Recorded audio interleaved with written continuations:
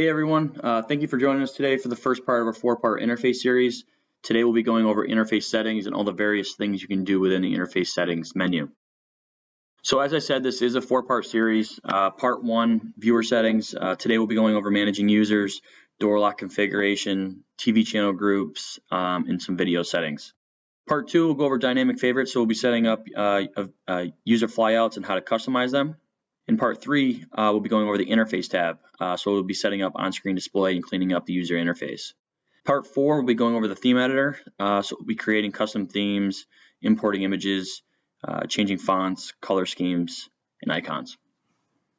So as I said, today we'll be going over managing users, adding new users, deleting users, door lock settings, pushing those passcode settings to the door locks, TV channel groups, and going over some video settings. So we'll go ahead here and get started. We'll go ahead and get logged into the settings menu. So what we're going to do is we're going to click the gear icon in the bottom right hand corner. And we're going to put in our passcode. The default passcode is 1234. And that brings you to the main settings page. So if you want to change that default settings passcode, this first tab here, change settings passcode, that's where you would go to reset that password or change that password.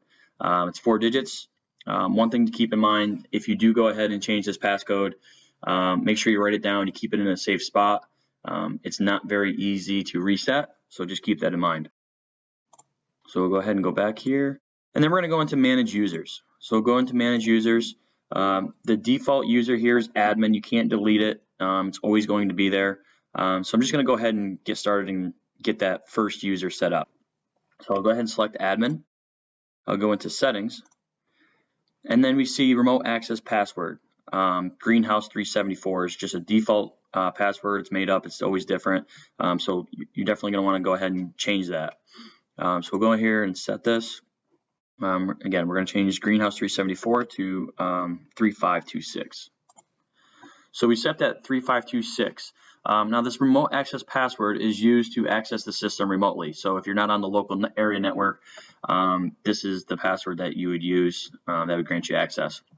This next one here, local access passcode, a lot of people get this confused. They think it's the local access passcode. So if you are on the local area network, if you are on the Wi-Fi, this is a separate passcode that you'd use. That's not the case. Local access passcode is actually used for unlocking touch panels. It's also the passcode that's used to unlock smart door locks, and it's also used to toggle privacy masks. So we do have a door lock here today, so I'm just going to go ahead and set that. I'm going to set that to the same 3526. Now these don't have to be the same password. It's just that's what I'm doing today for an example. And then you have some additional fields here where if you want to capture some additional information, maybe you have a nanny or a babysitter or a technician or something, you can go ahead and add those email addresses and phone numbers. And then what you have here is you have remote access. So this is where you can set the permissions based on user. So maybe you don't want to grant them any access, you can change this to none. Maybe this particular user, you want to grant them just viewer access. Maybe you just want to grant them programming access.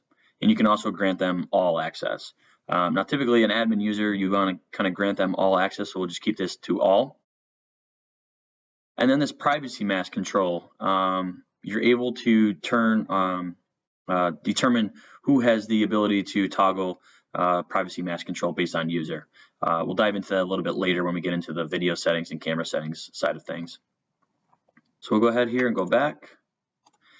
And now what I'm going to do is I'm just going to add some additional users. So I'm just going to go down here in the bottom left hand corner, click add, and I'm going to add a user. I'm just going to add myself for now. So we'll name this one Ryan. And then here you'll see my new user. So then we're going to go down to settings. We're going to do exactly what we just did with the admin user. So we'll go to settings, and I've already gone ahead here and set up this remote access password.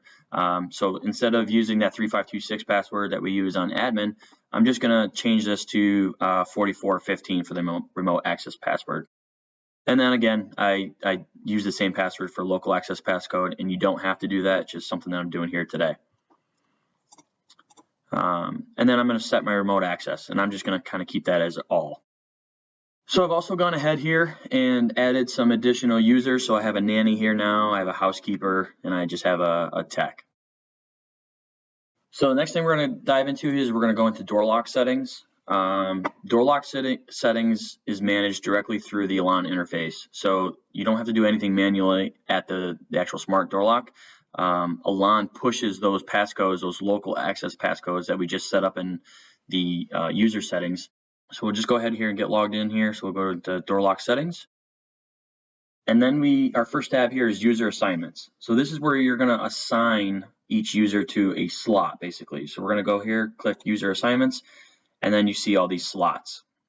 And then what you're going to want to do is you're going to want to go to this drop down, and you're going to want to assign those users to a slot.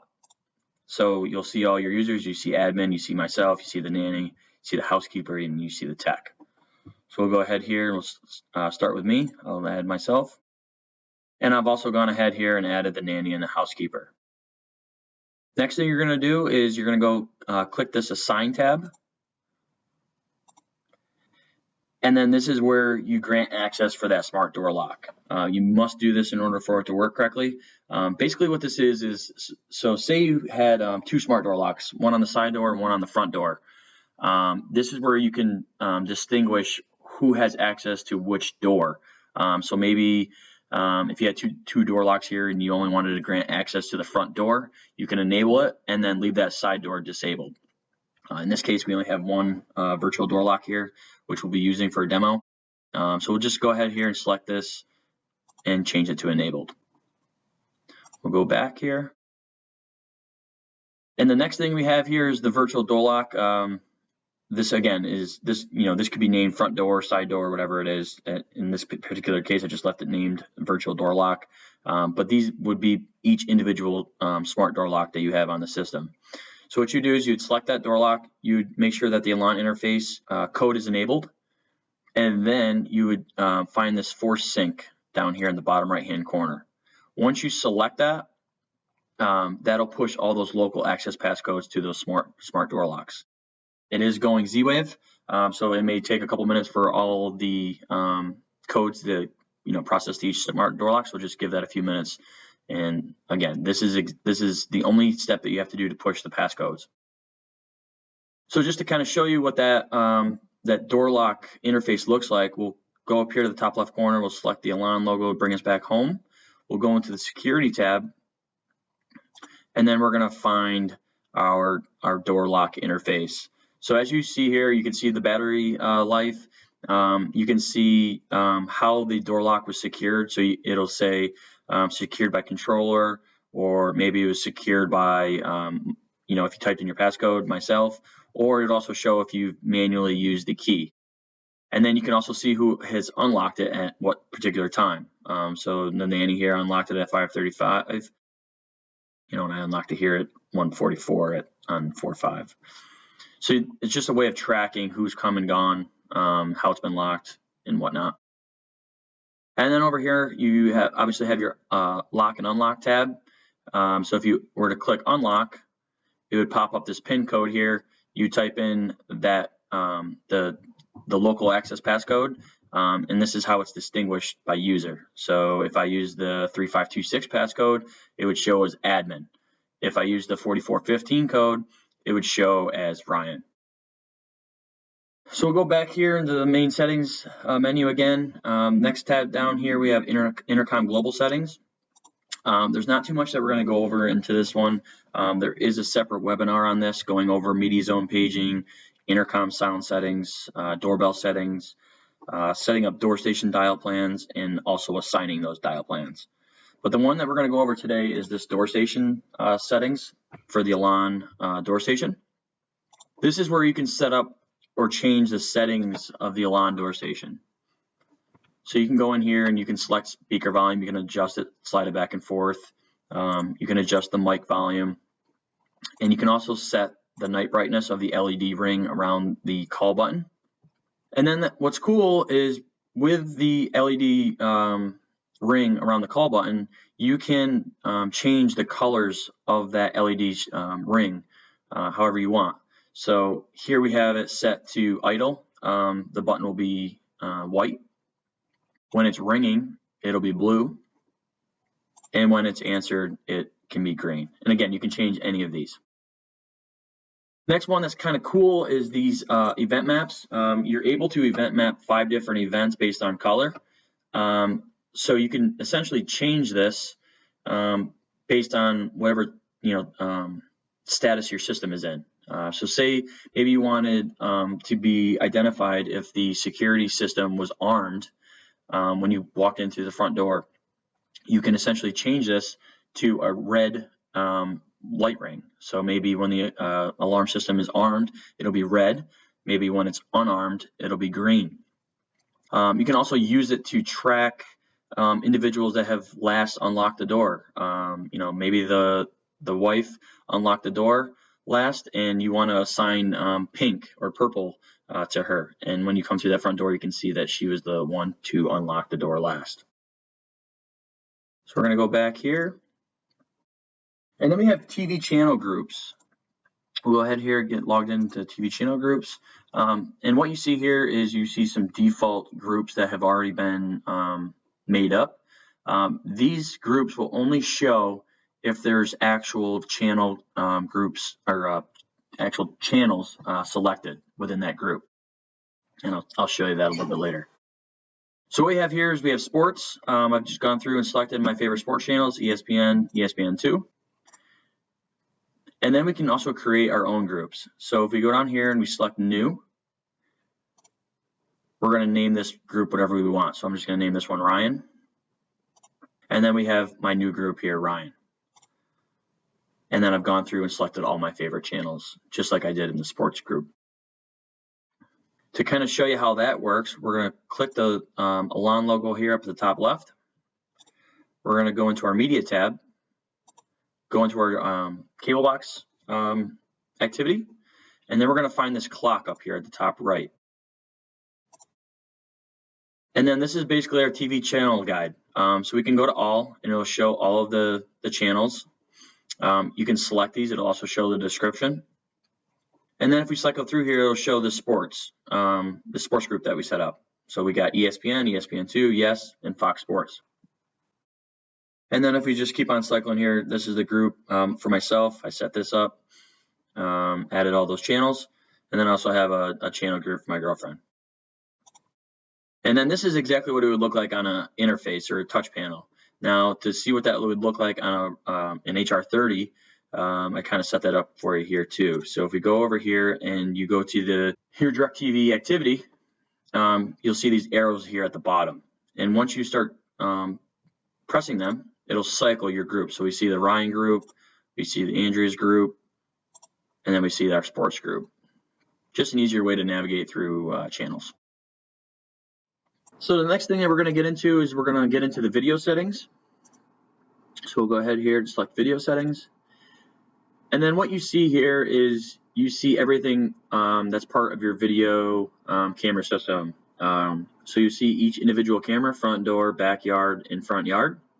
And then if you have a NVR attached to it, you'll also see that NVR. Now, if you have an NVR attached, you'll see that in the NVR settings menu. This is where you would define your record settings and schedules. So we're going to start here in the NVR. So we're going to go ahead and select that. And then we're here in the NVR settings tab.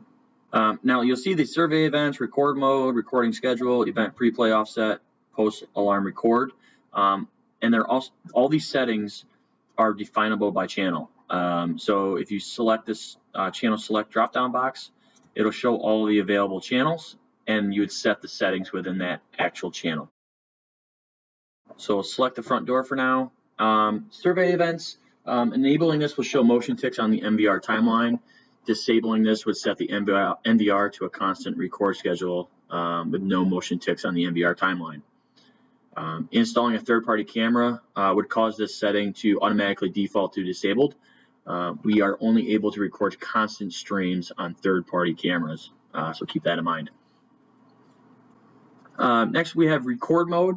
Record mode, you can choose record mode to off if you don't want to record a stream. Otherwise, if you'd like to do a custom schedule, you would leave this setting to a scheduled recording. And then you can actually set the record schedule. So you have a bunch of different options here: constant, motion only, custom, and off. Constant obviously continuously record. This will chew up available space on the NVR a lot quicker. And then we have motion only, which it'll only record on motion. And then what we have is custom.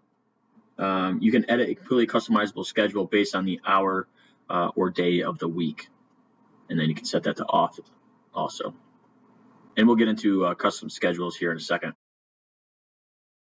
Next, we have event preplay offset. So event preplay offset, this is the amount of time that is cached in the NVR before the actual motion event. So this is currently set to 5 seconds. You would see 5 seconds of recording leading up to that motion event. You could set it for no offset from 1 second all the way up to 8 seconds. Next, we have post alarm record. Post alarm record is similar to pre-play offset. However, this is the amount of time recorded after motion has stopped being detected. So once the event is over, it'll record for that amount of time. So next we have, I'm going to go up here and I'm going to change this to custom. And then now you see that since we have this set to custom, edit schedule is able to be clicked now. So we'll jump into that. We'll click edit schedule. And this is where you can set up a completely customizable schedule based on channel or camera. And you can apply it to all the cameras if you wanted to do that, just to kind of save some time. You don't have to actually individually go into each camera if you want the same schedule for each camera. So here at the bottom, you can set this constant, which would be the blue. You can set it to motion, which is the yellow, or you could set it to off, which you see here on Saturday and Sunday. And then you can even click in here, say on Wednesday at 1 o'clock, you don't want it to record. You just select it and it would turn to black and it wouldn't record that time frame. So basically what we have here is we have Monday through Friday, 8 a.m. to 5 p.m. set up to record motion only. And then we have Monday through Friday, 6 p.m. on to record constantly. And then on Saturday and Sunday, we're not doing any recordings. Once you set that schedule, you would go to apply, and you can apply it to this single channel, or you can choose to apply it to all the channels.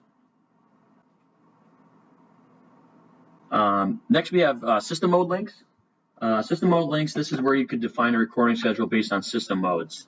Maybe you don't want one of your cameras recording when the system is set to home, but when set to away, you want it to record to the NVR. This is where you would do that.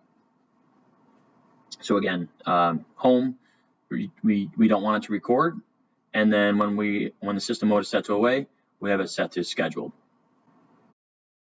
So then we'll go back here. Survey area, we're just going to skip that for a second. We're going to get into that a little bit later in the individual cameras. And then we're going to go here and we're going to get, I changed this to front yard camera rather than a door station. And I'm just going to go ahead and click camera settings. So here's the camera settings menu.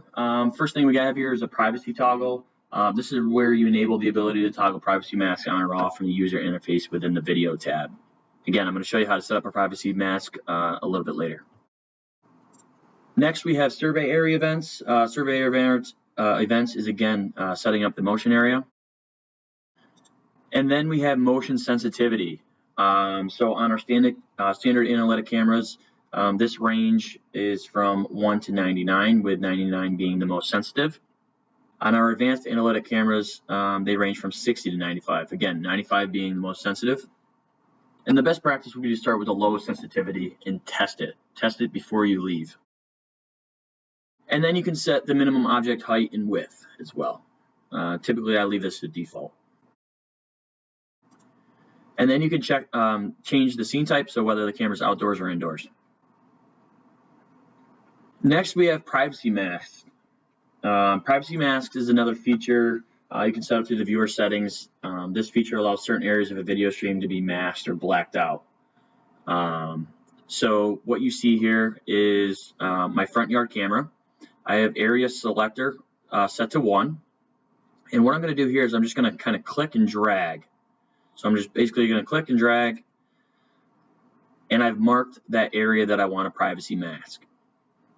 If I wanted to do a second area, I would just select number 2 and then drag again of that area that you don't want to see. And then you would click apply. And I'll show you what that looks like. We'll hop over here into the viewer, we'll click the ELAN logo at the top left, we'll go into our video, and here's that front yard camera. Now, if you have the privacy toggle enabled within the user, you will see this privacy toggle button here. When you select that, you would type in your local passcode if you wanted to remove this privacy mask. So we'll type in that code, which is again that local access passcode, and then it's removed. Now you can do this by user. You know, basically, there's definitely a few steps in making this work. First, if you wanted the ability to turn the privacy mask on or off, you must enable it within the user management settings. The privacy toggle settings must be set to show within the camera settings. This will basically give you the toggle button on the right-hand side of the camera stream. And then we'll go back here into our settings, and then we have system mode links. So basically, system mode links is similar to the record schedules, except we can designate whether we want those privacy masks on or off based on system mode. So maybe when you're home, you want that privacy mask on, maybe you have an interior camera, and when you're away, you don't want those privacy masks on, you want to record the whole field of view. This is where you do that. So we'll go back here. Next, we'll go into survey area. So this is the area, the tab that you would go into to define the motion areas that you want to detect. So the red highlighted boxes is the area that would detect motion, and all of the white or clear areas, non-highlighted areas, would be areas that would not detect motion. So you have draw mode here. Ignore would, you know, again, you kind of, if you had selected ignore, you can kind of, you know, clear up some areas. Maybe we don't want to see these trees right here. We can clear up those. We don't want to detect that motion if they're swinging or moving. And then you would select motion to fill in with the highlighted areas that you want to record. And then you can adjust the draw size, small, medium, or large. One thing to take note here is if you're using a camera with advanced analytics, this area, this red area, does not define the area of object classification. So the object classification area is the full entire viewable area, and the motion area is the only thing that's able to be defined here. So as you see here, I have this highlighted up until the road. It will not detect the cars by motion, but it will detect whether it's a person or a vehicle driving down that road. The only way to limit those notifications would be to point the camera down and get the road out of that field of view. And then we have clear all. This will kind of clear the whole area to kind of start fresh. Maybe if you wanted the whole area to be a motion area, detectable area, you can fill all. Refresh would refresh the image, and then obviously you'd click apply. Object classification. Object classification is where you set advanced analytic cameras to either detect person or vehicle. You can disable them or enable them. Maybe you don't want to detect people, but you do want to detect vehicles. This is where you do that. Also, if I get a call from a dealer saying, "Hey, my object classification isn't working," this is typically the first place that I look. I make sure that it's enabled first. Next, we have autofocus. So autofocus is built into our new 4-megapixel cameras. You no longer have to climb up on a ladder multiple times to adjust zoom or focus. Autofocus is available on our ODA4s, OBA4s, and OTA4s. So basically, they're available on our domes, bullets, and turrets in both black and white. So we'll go ahead here. We'll get into the autofocus menu. So the first thing we have here is zoom. Zoom speed is the first feature that can be adjusted from our autofocal cameras. This allows the user to adjust the pace they want their zoom to be. So 1 being the slowest for those fine adjustments, and 2 being a faster zoom speed. And then you just click the plus and minus arrow to zoom in or out. Next, we have focus. Focus speed can be adjusted as well. This allows the user to adjust the focus speed in order to get a better view at a faster or slower speed. Similar to zoom, however, you can adjust the focus zoom speed in 4 different increments. Similar to that of zoom, but again, 1 being the slowest and 4 being the fastest. So instead of 2 adjustments in like zoom, you have actually 4 different speeds in focus. Step near and step far will adjust the focus in zoom by small increments for fine-tuning video. One thing to note here, a single click may not be immediately noticeable. And then we have a couple tabs under special. Autofocus, this is the one I probably use the most. You'd use autofocus when you want the camera to focus on an object by itself and without the need of a user's assistance. Full scan, this is where the camera does a scan of a whole view and not just an object. And then we have initialize. This feature is used to reset the camera lens to the default settings. This will recalibrate the motors in the camera if they become out of range during initial installation. And then what you see here at the bottom, you see these percentages. So you have 0% full zoom out wide, and then you also have 100% zoomed in. This is just a kind of a quicker way of zooming in or out rather than clicking plus or minus buttons. So you can basically zoom in or out in 25% increments.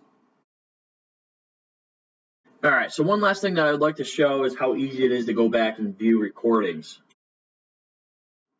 I think this is important because no other platform is able to go back and see recordings within their interface. ELAN is the only platform that brings both viewing and recordings into a single solution. So when I was out in the field programming, I hated having to show the user how to use 2 separate apps, one to control the home and the second to see the recordings. ELAN solves this issue. So what we're going to do is we're going to go into the video tab, and you'll see 2 tabs here at the top right, the camera, which is your live view, and then this little play icon. If you click this play icon, this is going to bring you into your NVR. So what you see here is this is the channel or the camera that you're currently looking at. So if you wanted to view the front yard recording, you would select this to front yard, or maybe at a backyard or door station for that matter. Next, you have events. So if you select events, this is basically just a quick way of seeing different views. So you can see all events, basically on the timeline here. You can click timeline,